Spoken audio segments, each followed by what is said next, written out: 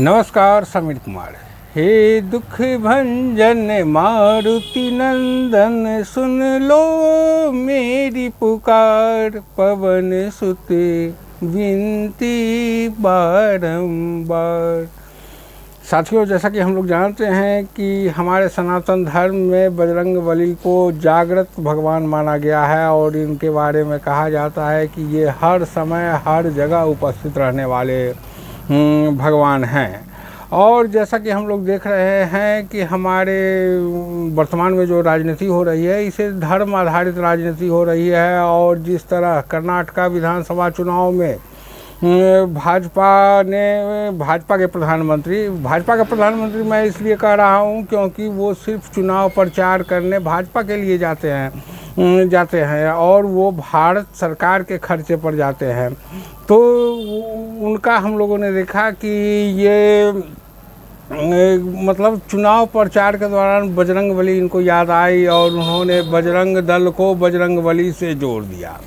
और जैसा कि हम लोग जानते हैं कि हनुमान जी का आशीर्वाद चाहिए, तो बिना नारी को सम्मान दिए आप हनुमान जी का आशीर्वाद नहीं पा सकते हैं। और हनुमान जी हर एक नारी को माता के स्वरूप में मानते हैं और उन्हें माता से बहुत ही ज़्यादा लगाव है। इसलिए नारी अपमान को वो तनिक भी बर्दाश्त नहीं करते हैं। और जैसा कि हम लोग जानते हैं कि प्रभु श्री राम के बारे में उनका नाम लेकर के भी हमारे देश में राजनीति होती है। और प्रभु श्री राम चंद्र जी न्याय करते हैं, लेकिन उनकी न्याय भी होती है वो क्योंकि प्रभु श्री राम विष्णु जी के अवतार माने जाते हैं और उनका हर एक जीव जंतु, हर एक मानव जाति कमज़ोर लोग सभी का साथ न्याय करते हैं। तो उनका न्याय की प्रक्रिया होती है और न्याय की प्रक्रिया में देरी होती है, लेकिन हनुमान जी की न्याय की प्रक्रिया तत्क्षण होती है। जिस तरह हम लोगों ने देखा था, रामायण में भी चर्चा है कि कालनेमी श्री राम के नाम पर उन्हें रोकना चाहे, लेकिन उनके छद्म भेष को जब वो पहचाने तो उन्होंने उसे उसी समय सजा भी दी। और इस पर हम विशेष अभी वर्तमान के राजनीति पर चर्चा करेंगे। लेकिन जैसा कि आप जानते हैं कि हम आपकी आवाज़ में, क्योंकि मैं आजकल की मीडिया जो है वो एक बंधन के तहत बंधी हुई आवाज़ और सरकार की वाणी बोलने लगी है, जिसके कारण बहुत से लोग आधुनिक मीडिया पर विश्वास करना छोड़ दिए हैं। उसके बाद कुछ सोशल मीडिया पर जर्नलिस्ट लोग मतलब पत्रकारिता को जीवित रखे हुए हैं। और इस समय मैं आपकी आवाज़ में जनभाषा में जो करंट मुद्दे रहते हैं उनको आपको समझाने की कोशिश करता हूं।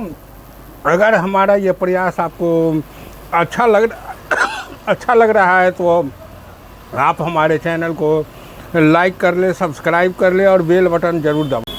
जैसा कि हम जानते हैं कि हमारे प्रधानमंत्री जब चुनाव प्रचार में निकलते हैं, वो भाजपा के प्रचार में निकलते हैं, तब वो जन मुद्दों को त्याग देते हैं और वो मोदी क्या है इसी पर वो वोट मांगते हैं और मोदी के अपमान को देश के अपमान से जोड़ लेते हैं।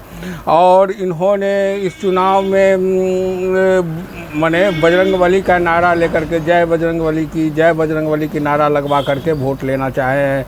यहाँ पर वो जन समस्याएं, वो यहाँ पर इससे पूर्व जो 3 साल बोमई जी का गवर्नमेंट चला है, इसके क्रियाकलाप की कोई चर्चा नहीं की है, और ये मतलब यहाँ तक कि विक्टिम कार्ड भी खेले कि हमारा अपमान, और इस पर वो वोट मांग रहे थे। और जैसा कि हम लोग जानते हैं कि इनकी एक बी टीम के रूप में जैसे हिंदू धर्म के वोट को भटकाव के लिए ये लोग काम करते हैं, तो मुस्लिम लोग के वोट के भटकाव के लिए इनका जो बी टीम है वो वैसी जी का वो लोग अपना काम कर रहे थे। लेकिन यहाँ के जनताओं ने, जैसा कि चुनाव के बाद का एग्जिट पोल आ रहा है और उस एग्जिट पोल में जो सरकारी मीडियाएं हैं, जो सरकारी आवाज़ बोलते हैं, उन मीडियाओं से जो चुनाव मोदी के नाम पर लड़ा गया था, अब एग्जिट पोल में उनकी जगह पर नड्डा जी का पिक्चर दिखा करके कह रहे हैं कि शायद लगता है इन लोगों को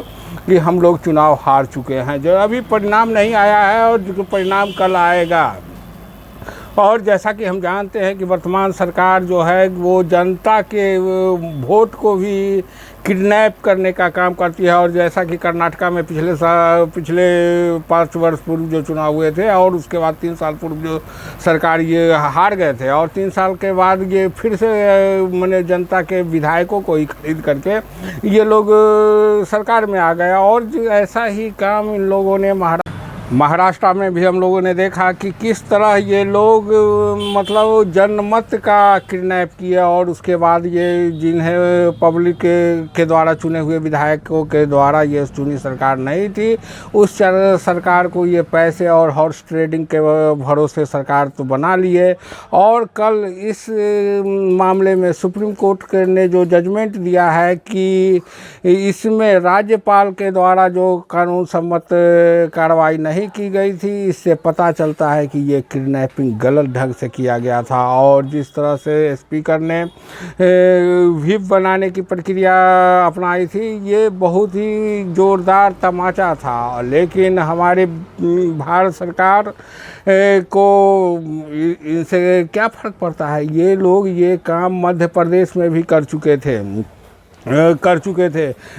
यानी कि ये प्रजातंत्र को प्रजातंत्र नहीं रहने दिए हैं। इसीलिए ये लोग मतलब जब भी चुनाव में जाते हैं तो जन मुद्दे और जन समस्याओं को लेकर के नहीं जाते हैं। और इस बार जो कर्नाटक चुनाव हुआ है, इस चुनाव में पब्लिक ने अब समझ ली है, मतलब करीब नरेंद्र मोदी जी को 9 साल से इनका क्रियाकलाप को देख रहे हैं। ये लोग अब समझ गए हैं कि ये लोग जो चुनावी मुद्दा उठाते हैं ये मुद्दा पब्लिक के हित के लिए नहीं है। और जो मतलब जिसको हरा करके कांग्रेस को हरा करके आए थे तो इनकी सरकारों के क्रियाकलाप को भी अन्य राज्यों में ये देख रहे हैं कि जैसे कि इस समय महंगाई से जनता त्रस्त है तो कांग्रेस ने राजस्थान में किया क्या कि 500 रुपये गैस सिलेंडर अभी उपलब्ध करा रहे हैं।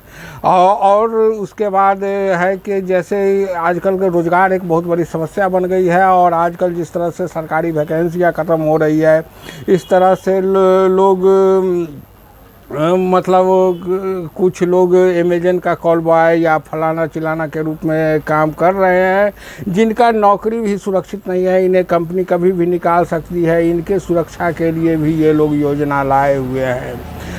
जैसे वृद्ध लोग जो काम करते हैं लेकिन वृद्धाश्रम अवस्था में वो लोग लाचार हो जाते हैं, तो उनका कैसे परवरिश हो, इसके लिए भी राजस्थान गवर्नमेंट काम कर रही है। तो इसीलिए और ये चीज़ हमारे इंडिया में ही नहीं होती है, हर एक जगह जो विकसित राष्ट्र है वहाँ पर ये काम पहले से हो रही है।